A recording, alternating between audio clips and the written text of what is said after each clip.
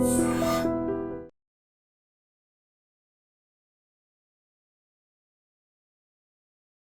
నమస్తే, welcome to iDream media. నేను మీ రొద్దం శ్రీనివాస్. దేశ చరిత్రలోనే అరుదైన ఘట్టం.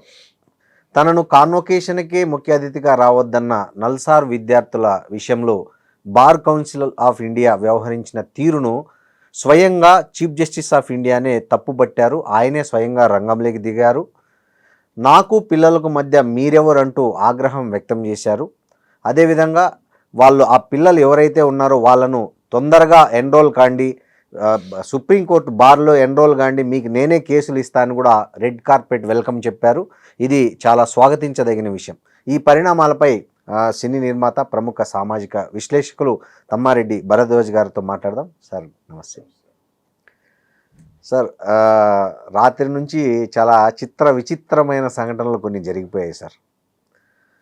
ఎవరైతే నల్సార్ విద్యార్థులు కాన్వొకేషన్కు రావద్దు అనే వాళ్ళ ఒపీనియన్ లెటర్ ద్వారా చెప్పారో వీసీకి, ఆ విషయం మీద బార్ కౌన్సిల్ ఆఫ్ ఇండియా నిన్న ఒక ఆర్డర్ జారీ చేసింది. అంటే దేశంలోని ఏ రాష్ట్రంను కూడా ఈ సంవత్సరం 2026లో పాస్ అవుట్ అయిన నల్సార్ లా స్టూడెంట్స్ను ఎన్రోల్ చేసుకోవద్దని అనేది ఆ ఆర్డర్ సారాంశం.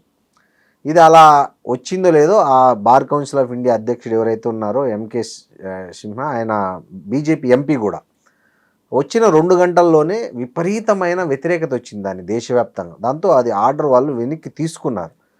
సో ఈ నేపథ్యంలో ఇక్కడ మనం గమనించాల్సింది సీజే గారి రియాక్షన్. ఆయన దీన్ని ఎంత మార్చేశారంటే ఒక్కసారిగా తన పాజిటివ్ యాటిట్యూడ్తో నిజంగా హ్యాట్స్ ఆఫ్ చెప్పాలి సీజే గారికి. ఈ సందర్భంగా మీరెవరు నాకు పిల్లలకు మధ్య, నేను కూడా ఒక స్టూడెంట్నే, నా నిరసన తెలిపే హక్కు ప్రజాస్వామ్యం ఉంటుందని ఆయన చెప్పడము, వాళ్ళను డైరెక్ట్గా సుప్రీం బార్ కౌన్సిల్ ఎన్రోల్ చేసుకోమని ఇన్వైట్ చేయడం అనేది మనం ఎలా చూడాలి సార్? సో అన్నీ బాగున్నాయి, అన్నీ జరిగిపోయింది కదా. మీరు ఎంతసేపు మాట్లాడదాం అంటారు, జంతర్ మంతర్ అంటారు, లేకపోతే ఇది అంటారు. మా జార్ఖండ్ సంగతి ఎందుకు మాట్లాడరు మీరు? ఎందుకు ఇక్కడికి వస్తున్నారు మీరు? జార్ఖండ్లో జరిగిన దాని మీద మీ రియాక్షన్ ఉండదా? ఇక కాదు సార్, ఇప్పుడు మా జార్ఖండ్ చెప్పండి. మీరు జంతర్ మంతర్ అంటారు, జార్ఖండ్ మీరు ఖండించారు, మేము ఖండించాము, మన ఐడ్రీమ్ తరఫున ఖండించాము. మనం నిరసన ఎక్కడ తెలిపినా ప్రజాస్వామ్యయుతంగా మనం ఏదైనా మద్దతు తెలుపుతున్నాం తప్ప వ్యవస్థాగతంగా సిద్ధాంతపరంగా మనం చెప్పట్లే. ప్రజాస్వామ్యంగా మీరు ఖండించారు, మనం ఖండించారు మన గత ఇంటర్వ్యూలో సార్. సో ఇప్పటికీ అంటే ఇక్కడ వాస్తవంగా కొంతమంది ఎవరైతే బీజేపీ యాంటీ కాక్రోచ్ వాళ్ళు నిన్న రాత్రి రెచ్చిపోయారు సోషల్ మీడియాలో. రాయడము, చెప్పు దెబ్బ పడింది, బాగా మంచి దెబ్బ, గట్టి గుణపాఠం, వాళ్ళ జీవితాలు సర్వనాశనం అయిపోయి బార్ కౌన్సిల్లో ఎన్రోల్ కాకపోతే వాళ్ళు ఎందుకు పనికిరాని నిజమైన కాక్రోచులు వీళ్ళు అయిపోతారు, రకరకాలుగా వ్యాఖ్యానించారు వాళ్ళ మీద.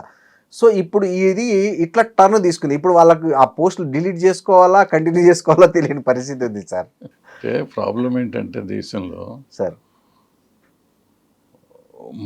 మనుషులు మారట్లేదు. ఇప్పుడు మీరు చూడండి, 3 ఇష్యూలు లెక్క తీసుకుంటే ఎక్కడ తప్పు జరిగిందని ఎవరు ఒప్పుకోవట్లేదు. అవును, తప్పు మీద తప్పు చేసుకుపోతున్నారు, తప్పు చేస్తున్నారు, తప్పు జరిగిన దాన్ని సరిదిద్దేస్తున్నారు. అవును, మీరు అక్కడ చూసినా, ఈవెన్ జార్ఖండ్లో చూసినా, ఇక్కడ చూసినా. బట్ అక్కడికి జార్ఖండ్కి ఇక్కడికి తేడా వస్తే, ఇక్కడ ఇందులో విచిత్రం ఏంటంటే ఫస్ట్ అతను పెడతాం, అతనికి అంత హక్కు లేదు నాకు తెలుసు. బార్ కౌన్సిల్ అది కూడా చర్చ మనిషి, బార్ కౌన్సిల్ కున్న అధికారాలు ఏంటనేది కూడా చర్చించాలి. చాలా సీరియస్ ఇష్యూ అసలు. ఎందుకంటే ఈ కాలేజ్ విద్యార్థులను అసలు ఎవరు భారతదేశంలోనే ఎక్కడ పెట్టుకోకూడదు అన్న ప్రెస్టీజియస్ నియంతృత్వం.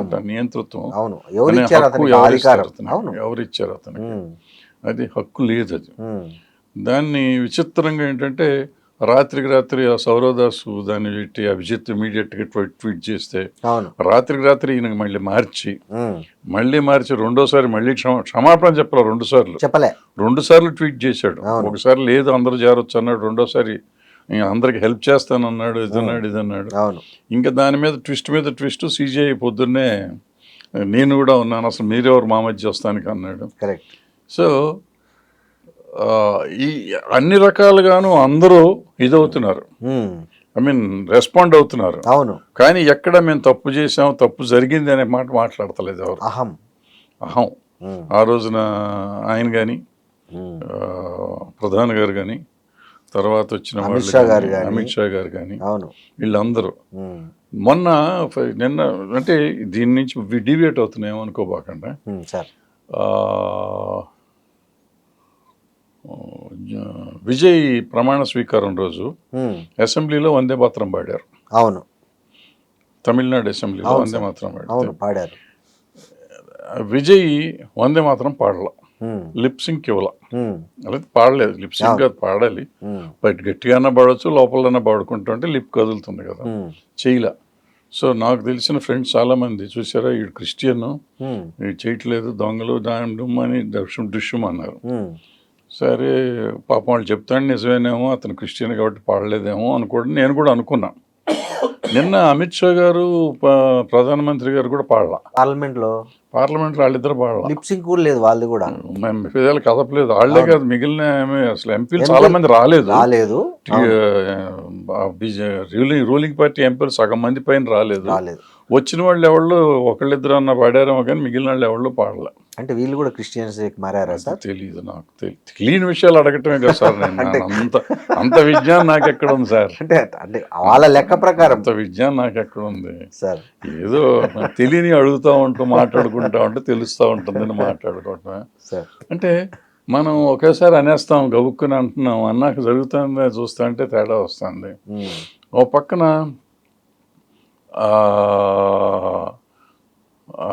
ప్రధాన్ గారు రిజైన్ చేశారంటే ఎడ్యుకేషన్ మినిస్టర్ రిజైన్ చేశారు. ఆ తర్వాత కేసులన్నీ తీసేస్తున్నాం అని చెప్పి అట్లీస్ట్ చెప్పారు. ప్రతి స్టేట్ నుంచి లెటర్ వస్తుంది, మేము కేసులు పెట్టమని. అంటే తల వంచుతున్నారు అనేది కనపడుతున్నా కానీ భేషజాలు మాత్రం ఇంకా పెరుగుతానన్నాయి. కరెక్ట్. ఇది జరుగుతూ ఉంటే నిన్న మొన్న పార్లమెంట్ 20 రోజులు పార్లమెంట్ సెషన్ జరుగుతుంటే పార్లమెంట్ సెషన్లో ప్రధానమంత్రి గారు కానీ హోమ్ మినిస్టర్ కానీ లోపలికి రాకుండా, హోమ్ మినిస్టర్ గారు అప్పుడప్పుడు వస్తా లోపలికి రాలే. అవును,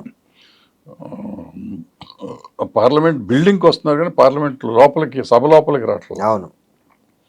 లాస్ట్కి వచ్చి 1 నిమిషం ఉండి వందే మాత్రం పాడుతుంటే వినేసి వెళ్ళిపోయారు, సభ క్లోజ్ చేసి 20 days. ఇప్పుడు చాలామంది సభ నిర్వహించకపోవటం, ఇన్ని 100 కోట్ల లాసు, ఇంత సమాజానికి లేనిపోయిన నష్టాలు జరిగిపోయినాయి అని చాలా చెబుతున్నాం. ఈ నష్టాలు జరిగినప్పుడు నేను ఎప్పుడు చూస్తుంటే ఈ మధ్య వీడియోలు సుష్మా స్వరాజ్ గారు, అరుణ్ జైట్లీ గారు ఇద్దరు చెప్పారు, సంసద్లో చర్చ జరగకపోయినా మేము ఆపటం వల్ల చాలా దేశానికి లాభం అవుతుంది అంటే. ఈవిడైతే ఎగ్జాంపుల్ కూడా చెప్పారు సుష్మా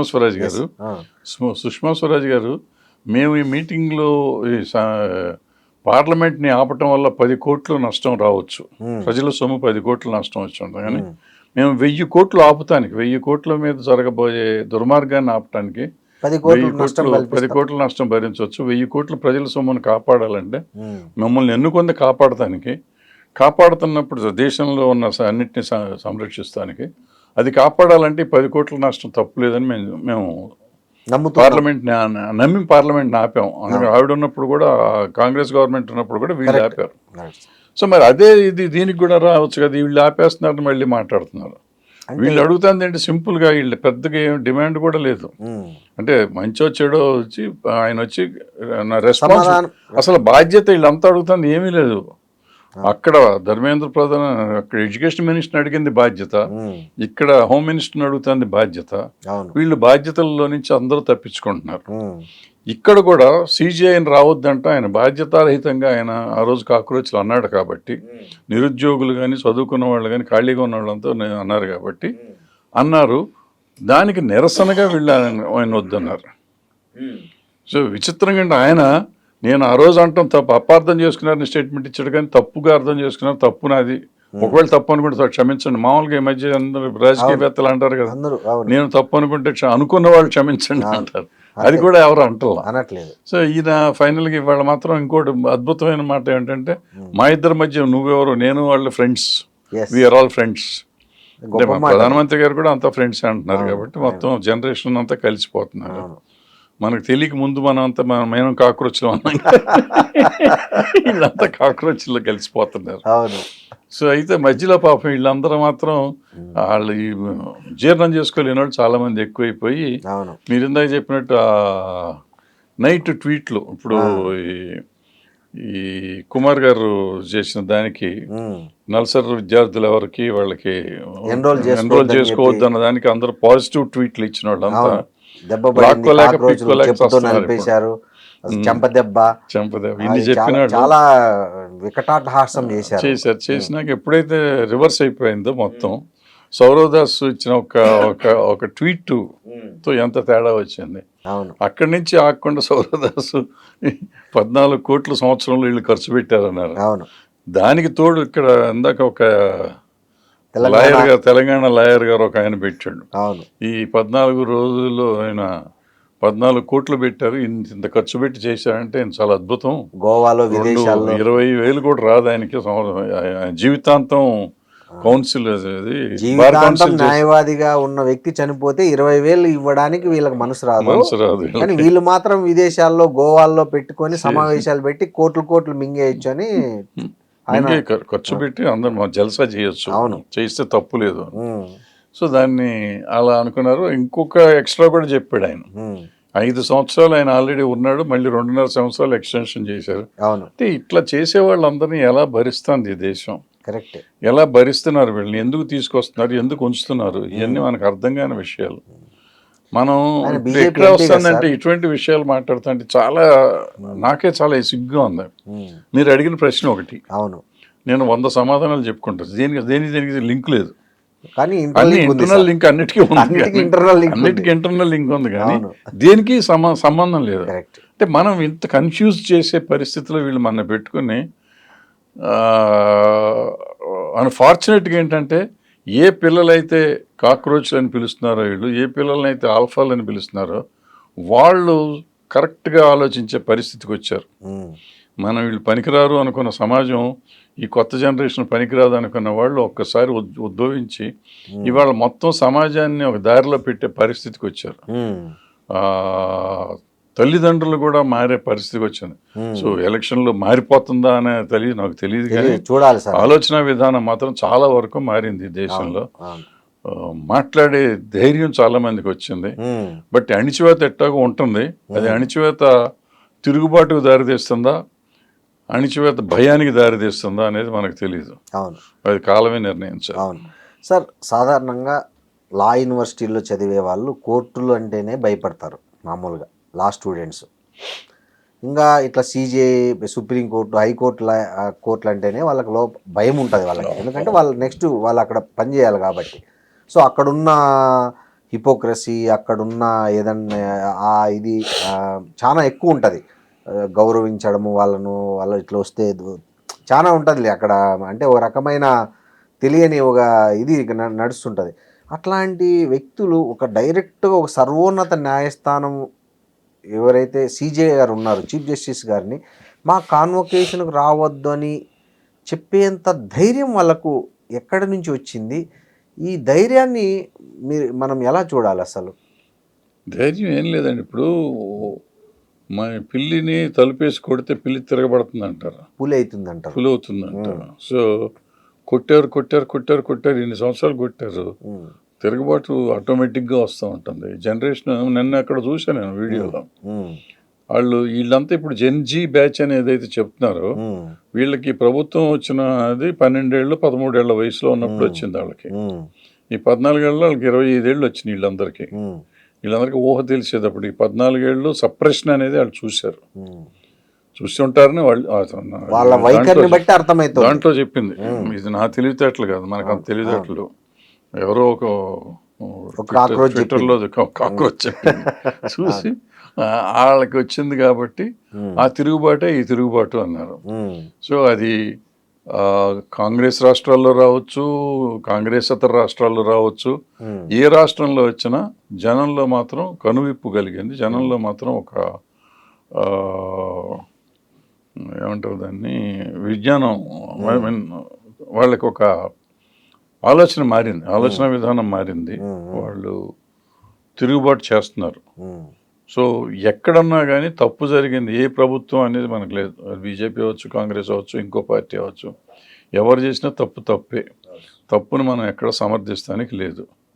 సో ఇప్పుడు ఏమవుతుందంటే, ఇప్పుడు జార్ఖండ్లో వాళ్ళు చేస్తాను కరెక్ట్ అని అన్నామంటే అంటానికి సంబంధం లేదు. అవును, సో వాళ్ళు చేసిన కొంతవరకు యాక్షన్ తీసుకున్నారు అనేది నిజమైనా కానీ లాఠీ చార్జ్ చేయడం అనేది ఖండిస్తాం. మనం ఖండిస్తాం. బట్ అదైనా కానీ వాళ్ళు కూర్చోబెట్టి మాట్లాడాలి. ఇప్పటికైనా కానీ కంటిన్యూ కానివ్వటం కరెక్ట్గా జార్ఖండ్ 100%. అట్లాగే ఈయన కుమార్ గారు లాంటి వాళ్ళు నిమిషానికి తప్పులు చేసి తప్పుల్ని సరిదిద్దుకుంటా పోతా ఉంటే ఇంకో చోట ఎక్కడ చూసా, ఇవాళ వీడియో చూసా, ఈ బీజేపీని పడేసేదాకా వీళ్ళు నిద్రపోరా, ఈ గవర్నమెంట్ని, ఈ ఎంపీలే దీన్ని అంతా నాశనం చేస్తున్నారు అని. ఒక ఎంపీ వీళ్ళంతా కాక్రోచ్లు, దుర్మార్గులు, గట్రు, అది ఇది. మోడీ గారు ప్రతి ఎంపీ సోషల్ మీడియాలో యాక్టివ్గా ఉండండి అని చెప్పారు సార్. అంటే వీళ్ళు నెగిటివ్ వీళ్ళు దాన్ని ఇంకోలాగా అర్థం చేసుకున్నారు, దాన్ని వేరే రకంగా చేసుకున్నారు. గంజీకి దగ్గరగాండి అని మోడీ గారు చెప్పింది వాస్తవంగా, వీళ్ళు దాన్ని రివర్స్ లో అర్థం చేసుకున్నట్టు మనకు అర్థమవుతుంది. చేసి దాన్ని ఎట్లా చేయాలి ఏంటి అనేది చూస్తున్నారు. I don't know. అది వాళ్ళు పిలిచి ఈ మౌనములు ఇద్దరు రేపటి నుంచి ఏమన్నా మాట్లాడతారు. పార్లమెంట్ అయిపోయింది కదా, ప్రైమ్ మినిస్టర్ గారికి, హోమ్ మినిస్టర్ గారికి. సో వాళ్ళు ఇది అయిపోయినాక మాట్లాడదామని ఆగారు. వాళ్ళ నుంచి యాక్టివ్ అవుతారేమో తెలియదు, చూడాలి. ఇంకోటి సార్, ఎప్పుడైనా వ్యవస్థలో ఒకవేళ స్టూడెంట్సే తప్పులు చేశారనుకుంటే ఒక వ్యవస్థగా పెద్దరికంగా బార్ కౌన్సిల్ ఆఫ్ ఇండియా ఆ తప్పులను సరిదిద్దాలి. ఒకవేళ వాళ్లకు అవగాహన కల్పించాలి, మీరు ఇలా చేయడం కరెక్ట్ కాదు, మీరు ఇట్లా సీజే గారిని వ్యతిరేకించడం తప్పు అని చెప్పడం ఒక ఎత్తు. కానీ మీ మీద కేసులు పెడతాం, మిమ్మల్ని ఏ కోర్టులో ఎన్రోల్ కాకుండా చూస్తాం అని ఇది బ్లాక్మెయిలింగ్ చేయడం కదా? 100% బ్లాక్మెయిలింగ్, బెదిరింపు. అంటే ఒక దేశంలో చేయని ఒక వ్యక్తి అంటాం, ఏ రాష్ట్రంలో మిమ్మల్ని ఎన్రోల్ కాకుండా చూస్తాం, చేర్చుకోవద్దండి. ఏంటి సార్ ఇది నియంతృత్వం కదా? నియంతృత్వం అంతకంటే ఎక్కువ. అది ఎప్పటికైనా ఇది నియంతృత్వం వచ్చినప్పుడే ఇవన్నీ తిరుగుబాట్లు వస్తాయి. ఈ మొత్తం పరిణామంలో సార్ ఈ సీజే గారి రియాక్షన్ అనేది మొత్తం వాతావరణాన్ని మార్చేసింది సార్. దీన్ని ఎట్లా చూడాలి మనం? ఆయన రంగంలోకి దిగడము స్వయంగా. అంటే మీరు చూడండి, సీజే గారినే చూడండి, మొదట అనేశారు, అవును, తర్వాత ఆయన స్ట్రాంగ్ గానే ఉన్నారు, కోర్టులో కూడా స్ట్రాంగ్ గా ఉన్నారు. నేను చూడడానికి టైం లేదు, ఈ చెత్త చూడడానికి టైప్ లేదు మాట్లాడాను ఆయన. బట్ ఎప్పుడైతే రాత్రి మోడీ గారు సెల్ఫీ పెట్టి నేను ఇది ఫ్రెండ్స్ అది అని చెప్పారు, మర్నాడు కాకుండా మళ్ళీ 3 రోజుల తర్వాత జరిగితే సీజే గారి reaction in the supreme court was different. మనం ఎందుకు చూడాలి, అసలు వీళ్ళని ఎందుకు తప్పుగా చూస్తున్నారని టోటల్గా ఆయన అక్కడి నుంచి ఆయన యాటిట్యూడ్ చాలా మారిపోయింది. ఆయన నిజమైన జస్టిస్ లాగా చేయటం మారాడు. సో ఆయనలో ఉన్న ఏమంటారు దాన్ని, ఆత్మ మేల్కొని ఉండొచ్చు, నిజాయితీ మేల్కొని ఉండొచ్చు, మాట్లాడుతున్నారేమో. అది మనం నిజాయితీ అంటాము, లేకపోతే వీళ్ళంతా భయం అంటారో ఏమంటారో మనకు తెలీదు. మన లెక్కలో నిజాయితీగా మాట్లాడుతున్నారని మనం నమ్ముదాం. సో అట్లీస్ట్ భయానికో దీనికో ఇంకో రకంగానో నిజాయితీ అనేది ఆ ధర్మాసనంలో కూర్చున్న ప్రతి మనిషికి ఉండాలి. అది అలా మన సీజే గారు కూడా అలాగే ఉన్నారని ఆశిస్తూ, ఉంటున్నారని అనుకుంటూ మనం అట్లీస్ట్ సంతోషంగా ఉన్నాం. సార్, ఈ నల్సార్ స్టూడెంట్స్ మొదట లేఖ రాసినప్పుడు అందరూ భయపడ్డారు, ఏం జరుగుతుంది, ఎట్లా జరుగుతుంది. కానీ ఇవాళ సాక్షాత్తు సుప్రీంకోర్టు చీఫ్ జస్టిస్ గారే వాళ్ళకి రెడ్ కార్పెట్ వెల్కమ్ ఇచ్చి, మీరు సుప్రీంకోర్టుకు రండి, మీకు కేసులు ఇస్తా, ఎన్రోల్ కాండి అని చెప్పడం అనేది, అంటే సమాజంలో నిజాయితీగా నిబద్ధతగా ప్రశ్నిస్తే వ్యవస్థకు మంచి జరుగుతుందనే హోప్ను పెంచిందని అనుకోవాలా? ఈ మొత్తం డెఫినెట్గా హోప్ను పెంచిందండి. అట్ ద సేమ్ టైం వాళ్ళకి రిస్క్ అనండి. పంపించిన వాళ్ళు ఎవరైతే లెటర్ పంపించారో, అంటే ప్రభుత్వం ఎప్పుడు ఎట్లా ఉంటుందంటేనండి, నాకు అగెనెస్ట్గా నా ప్రభుత్వంలో నేను కుర్చీలో కూర్చుని ఉంటే నాకు అగెనెస్ట్గా ఎవరన్నా ఏదైనా చేస్తా అంటే టెంపరీగా నేను లొంగుతాను, కానీ నేను పగ మాత్రం పెంచుకుంటాను. సో నాకు నెక్స్ట్ ఎలక్షన్లో కానీ నాకు అవకాశం మళ్ళీ వస్తే ఈ 20 మంది జీవితాలతో ఆడుకుంటానికి డెఫినెట్గా నా ప్రయత్నం నేను చేస్తాను. అది ఉంటుంది కక్ష. 20 మందో 30 మంది, ఎంతమంది అయితే అంతమంది, 430 మంది 430 కదా సార్, 1400 140 కోట్లు 430 మందికి ఎంతసేపు సార్? అవును, అన్యాయం జరిగితే ఏంటి, న్యాయం జరిగితే ఏంటి? అంతే. సరే, ఇప్పుడు సమస్య నల్సార్ కాలేజ్ అంటే ఒక కాలేజే కదండి అంతే, ఇక్కడ. దేశంలో అనేక కాలేజీలు ఎన్నో ఒక కాలేజీలు ఉంటే ఇది ఒక అవును, కాలేజీ. ఇది అవును. గొప్పదైతే అయ్యి ఉండొచ్చు, కానీ ఉమ్. ఈ ఒక కాలేజీని గురించి అసలు దేశం అంతా ఎందుకు ఆలోచించక్కర్లేదు కూడా. సో వాళ్ళకి ప్రమాదం పొంచి ఉంది అంటారు. డెఫినెట్గా. అంటే అంటే మళ్ళీ వస్తే మళ్ళీ వీళ్ళు కళ్ళు తెరిచి ఉండకపోతే ప్రమాదమేనండి. వాళ్ళకే కదండి కాక్రోచ్ ఉమ్, మన ఉమ్. ఏది జంతర్ మంతర్ వాళ్ళకి ఉందండి, ఓకే. జంతర్ మంతర్ వాళ్ళకి కూడా ఉందండి. కష్టాలేనండి. సార్. ఏది మళ్ళీ ఇప్పుడు జరుగుతున్న ఉమ్, ప్రజల్లో వచ్చిన మార్పు ఉమ్. రేపు ఎలక్షన్లో కనపడకపోతే జంతర్ మంతర్ డెఫినెట్గా వాళ్ళకి మెడ మీద కష్టాలే. కత్తి వేలాడుతుంటది వాళ్ళకి. వాళ్ళ మీద కత్తి ఉంది. ఏ క్షణమైనా తల తెగచ్చు, మెడ తెగచ్చు ఏదైనా జరగచ్చు సార్. ఎందుకంటే అప్పుడు 5 ఏళ్ళు వస్తుంది మళ్ళీ సార్. అంతే కదా సార్. ఇప్పుడు 2 ఏళ్ళే ఉంది, ఇంకా 2 ఏళ్ళు ఎలక్షన్ ఉంది కాబట్టి మనం కొంచెం అణిగిమణిగి ఉంటాం. అవును. 5 ఏళ్ళు ఎప్పుడైతే రిజల్ట్ నాకు ఫేవర్గా వచ్చిందో, అంటే నేను చేసిన తప్పు కాదని నన్ను ప్రజలు ఒప్పుకున్నట్టే కదండి. అంతే కదా. ఇప్పుడు వీళ్ళకి ఇట్లా చేయటం, నేను తప్పు చేయలేదు అని నాకు నమ్మకం కలిగినాక, నువ్వు దేశద్రోహి అన్నాక డెఫినెట్గా అందరినీ ఏంటంటే సార్, మన ఇండియాలో ఇప్పుడు డైరెక్ట్గా మోడీ ప్రధానిగా ఎవరు ఎన్నుకోవట్లే. కూటములు, ఇవి ఆ కూటమి ఈ కూటమి, వీళ్ళని నమ్మి వాని లేకపోతే అధికారంలో ఉన్న వాళ్ళు పెడితే- అండి. ఇప్పుడు face of that particular organisations అన్ని కలిపి మోడీ గారే.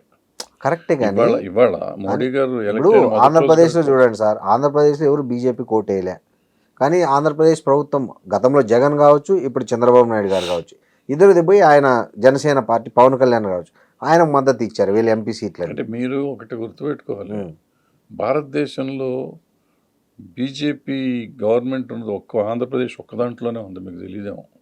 ఎట్లా సార్? అన్ని పార్టీలు బీజేపీయే కదండి. అదే మధ్య ఒక సెటైర్ కూడా వేసారు సార్, బీజేపీ అంటే బాబు జగన్ పవన్ అని. ముగ్గురికే ఉన్నాయి సీట్లు అక్కడ. అవును, ముగ్గురికే ఎలక్ట్ చేశారు. అంటే ఆల్మోస్ట్ 90%. మిగిలిన వాళ్ళందరూ కలిపి 2-3% వచ్చి ఉంటాయి. అవును, 4%. అంటే 95% ఓట్లు వచ్చిన రాష్ట్రం ఏదన్నా ఉందా బీజేపీకి? లేదు, ఎక్కడ లేదు కదా. ఎక్కడ లేదు. ఇక్కడ వచ్చింది ఆంధ్రప్రదేశ్లో. ఇది ఏకైక రాష్ట్రం బీజేపీ రాష్ట్రం అంటే ఆంధ్రప్రదేశ్. ఈవెన్ ఉత్తరప్రదేశ్ మించిన ఉత్తరప్రదేశ్లో అంత ఎక్కడ ఉంది? 40%. అవును, అవును సార్. సో ఎక్కడైనా 40% దాటలేదు, 40-50% దాటలేదు. ఇక్కడ 95%. 100% స్ట్రైక్ రేట్ అని చెప్పుకోవాలి మనం. 100% బీజేపీ. అంటే డిఫరెంట్ 11 సీట్లు కూడా ఆడలేగా. అవును, ఈయనకి వచ్చిన 11 సీట్లు కూడా ఆడలే కాబట్టి 100%. అవును, నీటి మీద ఎక్కడ ఆందోళన లేదు, చేయం అసలు, ఎక్కడ ఏం చేయం. నీటి మీద ఎక్కడ ప్రశ్నించలే, రైతు చట్టాల మీద ఎక్కడ ప్రశ్నించలే. బాధపడ్డాం కూడా, పిఎం గారిని తిడితే బాధపడ్డాము. కరెక్టే సార్. సో కాబట్టి అందరూ ఆయన మద్దతుదారులే అనుకోవాలి. అనుకోవటం కాదు, నిజమే కదా. ఫ్యాక్ట్. సార్, ఈ మొత్తం ఎపిసోడ్లో బార్ కౌన్సిల్ ఆఫ్ ఇండియా నేర్చుకోవాల్సిన గుణపాఠం ఏదైనా ఉందంటారా?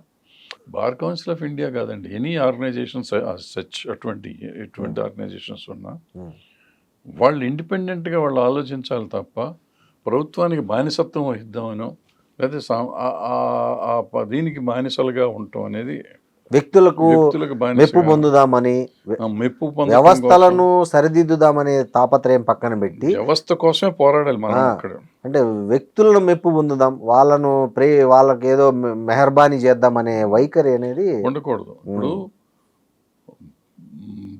రాష్ట్ర నాయకం కానీ లేకపోతే సెంట్రల్లో కానీ లేకపోతే ఇటువంటి కార్పొరేషన్స్ కానీ ఇటువంటి అసోసియేషన్స్ కానీ దేనికి వచ్చినా కానివ్వండి, మనం అందులో ఉన్న సభ్యులందరికీ, పాపులేషన్ అందరికీ చేస్తానికి ప్రధానమంత్రి ఉంటారు, మిగిలిన స్టేట్గా చేస్తూ ఉంటారు, వీళ్ళు సభ్యులందరికీ చేస్తాను ఉంటారు. నాకు ఓటేసిన వాళ్ళ కోసమే నేను పనిచేస్తాను, మిగిలిన వాళ్ళకి చేయను. లేదంటే నాకు ఓటేసిన వాళ్ళు నాకు వేసారు కదా, నా పైన ఎవరన్నా మెప్పిస్తానికి, నాకు ఈ పదవి మళ్ళీ ఇచ్చేవాడికి లొంగిపోయి బానిసగా నేను ఉంటాను, వీళ్ళు నాకు మనుషులు కాదు, ఓటేసిన వాళ్ళు మనుషులు కాదు, నా రాజుగారే నాకు మనిషి అనే ఫీలింగ్ ఉన్న వాళ్ళంతా పోవాలి. ప్రజాస్వామ్యానికి వాళ్ళు పనికిరారు, బానిసత్వానికి పనికి వస్తారు. సో ఈ బానిస బతుకు పోయే రోజులు రావాలి. వచ్చిన రోజు బాగుపడుతుంది. ఏ పార్టీ అవ్వచ్చు. అంతకుముందు కాంగ్రెస్లో ఉన్నప్పుడు అట్టగే చేశారు వాళ్ళని తక్కువ వాళ్ళని కాదు. సో ఎవరైనా ఒకటే, ఏ పార్టీ అయినా బీజేపీ కానీ కాంగ్రెస్ ఎవరైనా కానీ ఒకటే. ఈ బానిసత్వం పోయి ఇండివిజువల్గా అంటే కొన్ని విషయాల్లో పార్టీ మాట వినటం అనేది చాలా అవసరం. ఎందుకంటే ఆ డిసిప్లిన్ కావాలి. బట్ కొన్ని విషయాల్లో ఇండివిజువల్గా దాని ఆర్గనైజేషన్ పరువు గౌరవం కాపాడటం అనేది దానికి ఒక నెంబర్ 1 స్థానంలోకి తీసుకెళ్ళటానికి ఆ గౌరవం ఇతనికి ఇచ్చిన గౌరవం ఇతనికి కానీ ఆవిడకి కానీ ఇచ్చి ఆ స్థానంలో కూర్చోబెట్టినందుకు ఆ స్థానాన్ని గౌరవించడం చేయటం వాళ్ళ బాధ్యత. అది చేయకుండా వీళ్ళు బానిసలుగా బతికి జీవితాంతం ఇంకేదో సంపాదించి, ఇందాక ఆయన లాయర్ గారు చెప్పినట్టు వాడు జీవితాంతం 14 కోట్లు అంటే జీవితాంతం బతికేయచ్చు కదా. అంతే కదా, 2-3 తరాలు బతకొచ్చు వాళ్ళ స్టేజ్. అట్లా సంపాదించుకుందాం అనుకున్నాం, లేకపోతే మళ్ళీ పదవులు కోసుకుందాం అనుకునే వాళ్ళకి కరెక్ట్ కాదు. అది ఏదో ఒక రోజున పాపం పండుతుంది అంటారు కదా, పండుతుంది. అవును. సో మీరు అన్నట్లు వ్యవస్థల కోసం పనిచేయాలి తప్ప వ్యక్తుల కోసం, వ్యక్తుల మెప్పు కోసము, వ్యక్తుల ప్రశంసల కోసము పనిచేయడం కాదు. అది బానిసత్వం అవుతుంది. సో అలాంటి బానిసత్వం నుంచి బయటికి వచ్చినప్పుడే మన దేశానికి నిజమైన స్వాతంత్రం వస్తుందని మనం అనుకోవాలి. అంతే కదా. సో ఈ స్వతంత్రం లెక్కేసుకుని మన ఇళ్ళలో మొన్న 14 ఏళ్ల కింద, 12 ఏళ్ల కింద, 13 ఏళ్ల కింద వచ్చిందని కొంతమంది అంటున్నారు. 2014 నుంచి వచ్చిందని, 2014 నుంచి వచ్చిందని కొంతమంది చెప్పారు. కంగనా రనౌత్ లాంటి ప్రముఖ హీరోయిన్ ప్లస్ ఎంపీ అనాలి. అది సో అటువంటి వాళ్ళు ఏంటంటే నా లెక్కలో అది నిజమై ఉంటే మా 40 ఏళ్ళు ఒకసారి వచ్చింది, జయప్రకాష్ నారాయణ గారు ఉద్యమం అప్పుడు ఒకసారి వచ్చింది, మళ్ళీ అన్నా హజారే గారు ఉద్యమం అప్పుడు ఒకసారి వచ్చింది, మళ్ళీ జంతర్ మంతర్లో వచ్చింది నా ఉద్దేశంలో. ఈ మధ్యలో 2014 కాదు. Correct sir. 14 ఏంటంటే చేంజ్ ఓవర్. కరెక్ట్. అది ఉద్యమం కాదు. బట్ అన్నా హజారే ఉద్యమాన్ని అడ్వాంటేజ్ తీసుకుని వీళ్ళు వచ్చారు. అంతే, వాస్తవంగా అంతే. బట్ అది విప్లవం అన్నా హజారే గారి అకౌంట్లోకి వెళ్ళాలి. సో ఇప్పుడు వచ్చింది, మళ్ళీ వచ్చింది. సో మీరు ఎట్లా తీసుకున్నా ఇట్లా వచ్చినట్టు ఇవన్నీ ఉద్యమాలని లెక్కేసుకుంటే అది కూడా వచ్చినట్టే. అది నిజమే అనుకోవాలి మనం. అంతే కదా సార్. Thank you sir.